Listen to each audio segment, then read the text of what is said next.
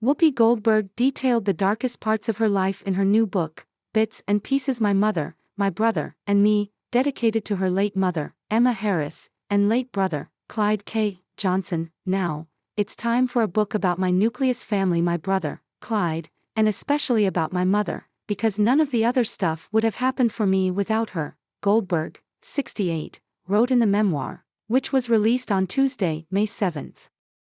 Goldberg is no stranger to the publishing industry, having written various books over the years, including 7 children's books. Prior to the 2024 memoir, the actress' most recent book was released in 2015, titled Whoopi's Big Book of Relationships. Goldberg's Bits and Pieces differs from her other published works as it's more on the personal side, from her mother's death to her bouts with drug addiction, and even her own musings on motherhood. Goldberg kept things honest. Keep reading for the biggest revelations from Bits and Pieces. The View star wrote that she only understood her mother's plight after becoming an adult. My father and mother had separated, so I didn't grow up with him, Goldberg wrote. She tried to get him to pay some support through the courts, but helping black women living in the projects wasn't high on the state court's priority list, and she couldn't afford a lawyer who might have gotten something done. Despite the struggles, her mother refused to apply for welfare because Harris didn't like the stigma. Goldberg added, I saw her cry once or twice about being unable to pay her taxes. But as a kid, I never grasped that we were always one paycheck away from the worst-case scenario. Goldberg recalled how her mother disappeared for 2 years during her childhood. It was later revealed that Harris was hospitalized and underwent electroshock therapy, causing her to forget Goldberg and her brother. I didn't understand until later that my mother had been sent to Bellevue Hospital for having a nervous breakdown, she wrote. She had been acting differently for a couple of months, like she wanted to be alone and not have me and Clyde to think about. Goldberg explained that her father and grandfather approved of the experimental treatment. Goldberg wrote about having dyslexia and hiding her struggles in school. Nobody in the 1960s was talking about dyslexia, she shared. I never even knew there was a diagnosis for what my brain did to the alphabet. I only knew I had to make it look like I didn't have a problem. Goldberg further explained that she used memorization skills while reading in class. I locked it in my brain and then acted like I was reading it off the page, she wrote. Born Karen Johnson, the actress has her mother to thank for the name Whoopi Goldberg. She got her stage name Whoopi after Goldberg would sometimes let loose with a fart, she admitted. I added caution to it with a French pronunciation. Once the stage name gained traction, Goldberg fielded a call from her mom who offered a suggestion that I explain to her the whole farting thing. Well, if you're going to change your name and want people to take you seriously, you need a more substantial name, my mother advised me, Goldberg recalled. I said, oh, really, great namer of the stars. What do you think it should be? She said, well, you should take one of the names from the family tree. How about Goldberg? That has a nice ring to it. That became my name. Goldberg revealed that she became dependent on drugs at 16 years old, but was able to shake the habit after hanging out at a youth center nightly. During the day, it was offices for drug rehab counselors, she wrote. In the evening, it was a place where young people could come together and keep themselves from falling into bad things. I had already fallen in and out of bad things. But I'd show up and listen to people talking about why they did what they did and how they got free of it. In the 1980s, Goldberg fell into drugs again after being invited to parties with quaaludes and lines of cocaine, which became her vice. I thought I could handle the cocaine thing. It didn't seem dangerous.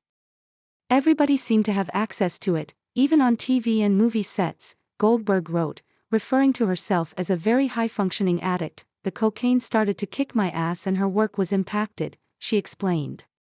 Finally, I had one of those slap-in-the-face moments that make you see pretty f***ing clearly that you've hit bottom. Goldberg welcomed her daughter, Alex Martin, in 1973 with her first husband, Alvin Martin. Goldberg said the pain she experienced during childbirth was enough to make her not want to do it again. Further discussing motherhood, Goldberg admitted that Alex was going to be really angry at her for being away all the time.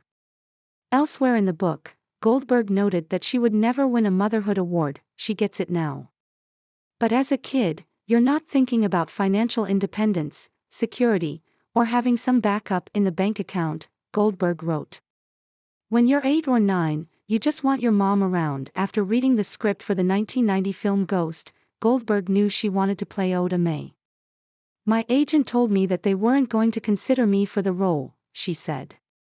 But that was until the late Patrick Swayze became Goldberg's advocate for the part, which she eventually got. Turned out that Patrick and I had a really good connection in the scenes. We had fun together, Goldberg recalled. Patrick gave me a gift I never got to repay and never could. Because of him, I got my second Oscar nomination. Goldberg won the Academy Award for Best Supporting Actress for her Ghost role in 1991. Goldberg met the late Elizabeth Taylor, whom she called an inspiration, at a fundraiser, and they began a years-long friendship. She took many slings and arrows from people about her weight, her marriages, and her illnesses, even her name. She did not like it when people called her Liz. She never let that crap get in the way, Goldberg wrote. She was the best example of what fame could do to help people. In one hilarious moment, Goldberg wrote that she and the late Marlon Brando became friends after he more or less broke into her house and played the piano.